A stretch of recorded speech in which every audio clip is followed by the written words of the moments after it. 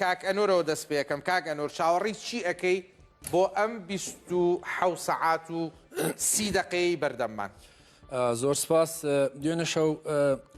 هەندێک ڕێی وا بوو کەەوە سەرەتای گفتوگۆ مفاوەزات و دانووسانە کەسی دوای بەرنمەکە ئێمە بە 2 سەعات دۆناڵد ترامپ هەموو شتێکی پێچەوانە کردەوە ئەو وتیەوەی کە جەنابەت باس کرد لە ماوە 48 سەعاتە ئێرانە بێ وەڵامی داواکانم باتەوە ئەوە لە ڕاستیە یەکەم چانسی دانووسانی لە ناو برد یاوەی کە هەبوو کە من دوێنە شەیژوتم جددی نییە دانووسان و بەم زوانش پرۆسەی دانووسان دەست پێ ناکە و شەڕەکەشی بردە قۆناغێکی تر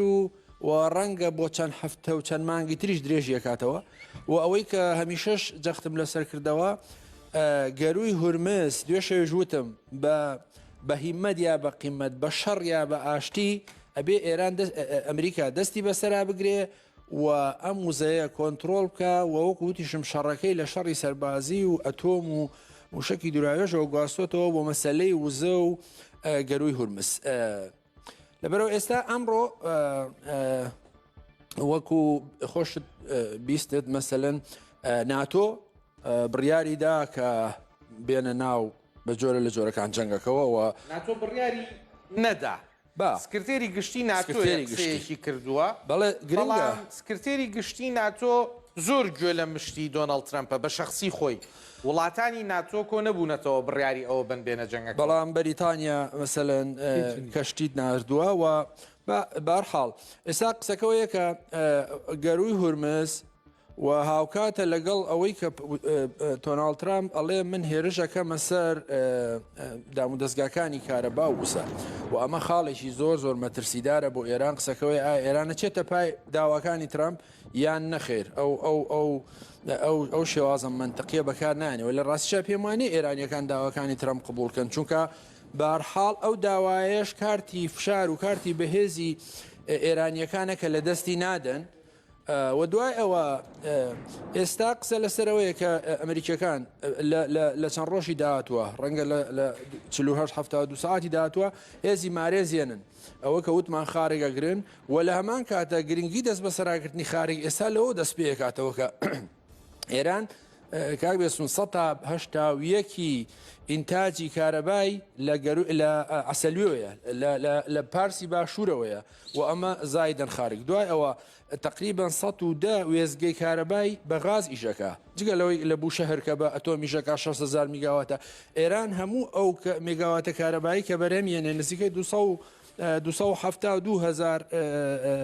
میگاوات کارەبا بەرەمێنێ 230 خەرجێتی وەزایت کارەبای وڵاتانی ژەدا تا ئێستا چەند مانگلەوە پێش کارەبای عێراقی داوای ئەفغانستانی پاکستان ئەوانە هەمووی کۆتایی پێدێ و بەپێی هەندێک لە چاودێران وانەی شارەزان لەو بابەتە بە لێدانی وێزگەکانی کارەبا و دیارە ئاویش ئێران 10 ساڵ ئەگەڕێتەوە دواوە و بەوە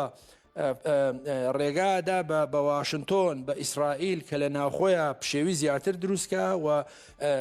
و بە دوای ئەوەیە پێشم وایە بە دابەزاندنی هێزەکانی مارێنس لە دورگوی خاروکەوەی کە دوێش و پێرەشەوە باسمان کرد لە خیشم و قیش و ئەوانە کاک بێستون سەرڕای لێدان لە کارەبا سەرڕای بەردەوامی لە ئەوانە پێم وایە لە خارک و لە شوێنەکانی تر ئەگەڕێ بە دوای تونێلەکانی کۆماری ئیسلامی ئێرانە کە بۆی دەرکەوتەوە بەشێکی چالاکی سەرەکیەکان بەشێکی هەڵدانی موشەکەکان و ئەسکۆکانیان لەنا ئەو تولێناڵەیە بۆیە چاوەڕوانەکرێ هێزی مارێنس بەشێک لەم تونێلانە داگیر بکە و بە جۆرێکی تر شەڕەکە بگۆڕێ و لە هەمان کات شابینی کە ئێستا قسەکەوەیە کە مادام موشەکەکانی گەشتۆتە دیگۆ گارسیا بۆیە وتم ناتۆ ئەبێ بەرپرسیارەتی ئەمە هەڵگرێ بێتە ئەم جەنگەوە ئەوەی کە خۆشیان ئەڵێن ئێمە دێنە ناو ئازادکردنی گەروی هورمزەوە بۆی کە نەجاتی بێ لەو کێشە مشکلانە و کاک بێستون ئەگەر ناتۆ یا ئەو هەوپایمێنێتی باسمان کردشنشەوە بێت بۆ ڕزگارکردنی گەروی هورمز ئێرانیەکان وەڵامیان چییە بێ لێدانە لی وەکو چۆن ئێستا لە وەڵام بە لێدانی وزگەکانی ئاو کارەبای ئێران ئەوان ئەڵەن لە ویزگە و کارەباکانی ئیمارات و قەتەر و بەحرێنە دێن و ئەمە تەحسیل حاصل وڵاتی دیکەش ئوردون و کوێیت و ئەمە تەحسیل حاصلە ئوستاس کە بەشێکی زۆری کارەبای ئەو وڵاتانە و ئاوی شیرینی ئیمارات و قەتر وانە لە ڕێگای غاز و لە ڕێگای ینی گەورەترین وێزگەکانی بەرەمێنانی کارەبا و ئاوی ئەوان لەسەر لەو شوێنانەیە کە ئێران بە ئاسانی دەسی پێڕاگە بۆیە کەواتە لەگەڵ لێدانی ویزگەکانی کارەبا و ژێرخانی ئابووری ئێران بێگومان جارێشکە وڵامەداتەوە و بەوە شەڕەکە چێتە قۆناغێکی تر و دوا بە دوای ئەوە پێم وایە ئەگاتە سەرەوەی کە کۆنتترۆلی ویزگەکانی ئەتۆم بکەن بەڵێ بۆچی بەرەوەیە کە بێ یەکەمەوەی ئوستا دێمە هەفتەیەکە قساکەین یەکەم هێزی مارێنزی هێناوە و ئەم هێزی هەفتەیە 21 ڕۆژ نا ئەوەی کە زۆرتر لەسەر هێزی وشکانی باشە ئەڵێن ئەمانە ڕایانانێکی زۆریان کردو لە یابان کە هاوشێوەی ئەم دوورگانە کاری لەسەکرا ئەم یەک دووەم 2200 یەکەی مارێنزە و ئەم مارێنزانە بە هەموو ینی مەسەلم فڕۆکەیە کەشتیگەلی لەگەڵا لەو 2200 زیاتریشیان نرد لە ساندلیگۆ بەس ئەویان دیزە بە دەرخۆنەکە ئاشکرایان نەکرد بەرام قسەکەوەیە کە کاتێک کە دێنە خارێک تەحسیل حاصلە کە حەلی مشکلەی هورمزەکەن یعنی بە جۆرە لە جۆرەکان کاتێک کە ئێران سازش ناکە ئەوانە بێت لە ڕێگای هێزی مارێنز و هێزی وشکاری کاری تریشی هەیە چین یەکێکیانەوەیە کە ئەو ڕادا ئەو سیستمی ڕاداری ئیسرائیلەکە دیارە پێنج ئەوەی کە پێوترێن نەقەبی باشوور دیارە بە پێدانی تەکنۆلۆژیای پێشکەوتوی ڕووسەکان بە ئێرانیەکان ینی ڕاداری نەقەبی باشوور بە 6 کیلۆمەتر درزی تێچووە بە موشکی فەدادوو ئەمە وڵی من لێو تێنە گەشتم بۆمان دووبارە کەەوە شتەکە زۆر ئەو سیستەمی ڕادارەی ئیسرائیل پێنج هێڵە مەسەن لە 40 کیلۆمترەوە دەست پێەکە تا 2200 کیلۆمتر ئەتوانێت کەشفکە ڕاداری نەقەبی باشوور یعنی چی نەقەوی باش ئەمە هینی بەرگی چەنەمیانە ئەمە نازانم بەڵام یەکێکە لە بەرگەکان ئەمە ئیسرائیل 6 کیلۆمتر لەما کونی تێبوو بۆی فەتاحدووە کە دیارە بە پێدانی تەکنۆلۆژیای ڕووسەکە یعنی چی جنوبی ئیسرائیل ئەوە شکاندوێتی لەوە ئەسنە ناوە موشەکەکان یعنی زەربەی یعنی جیهازەکە زەربەی خواردووە یان مەودایەکی لە دەستاوە بەڵێ ڕێگەوەی مەودای 6 کیلۆمتری لە دەزاوە لەو 6 کیلۆمترەوە موشەکان داخل بوون ئەمە یەک دوو هەم ئەو قوبەی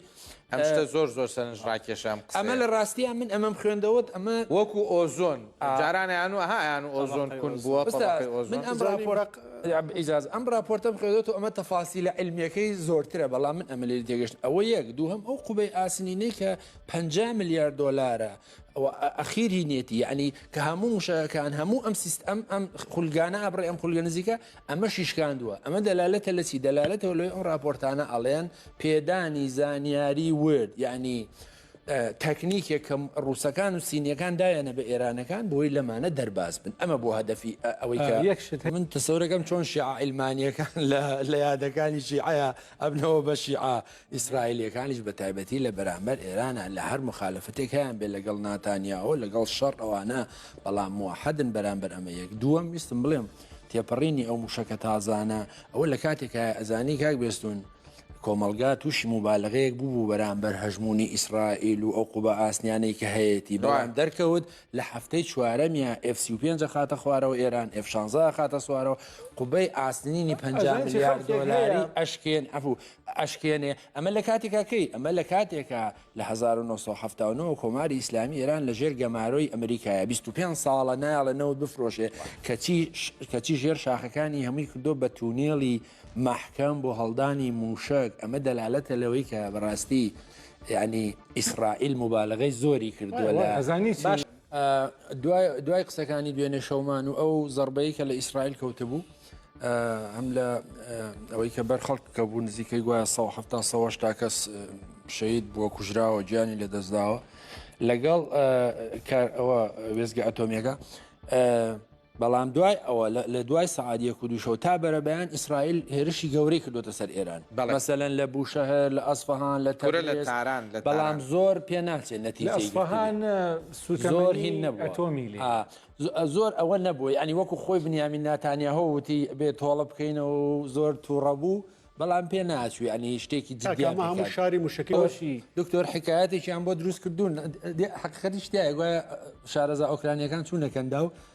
وتویانە بۆر درۆنێکی $10,000ەوە 5 پاتریۆتان تەقاند و بای بەڵێ یەکێ لە مۆزوعەکان ئەوەیە تەواوە ڕاست وتوێتی بزە بەتوتی ئێوە تێچوویەکی زۆر هەیە بۆ بەرپرسدانەوەی درۆنەکان بۆیە ئەوە $1000 درۆنێکی دژە درۆن دروستەگەن بەڵام ئۆکرانیەکانی مەرجیان هەبووە کاک بێسون ئەگەر ئەو بەسونەی تۆ ڕاست بێ کە ئەمریکیەکان دقیق نەبوون لەم شەڕەیە و ئەم معلوماتانیان نەبوو لەسەر ئێرانیەکان مانەوە ئەمریکیەکان لەم شەڕەیە ئەدۆڕێن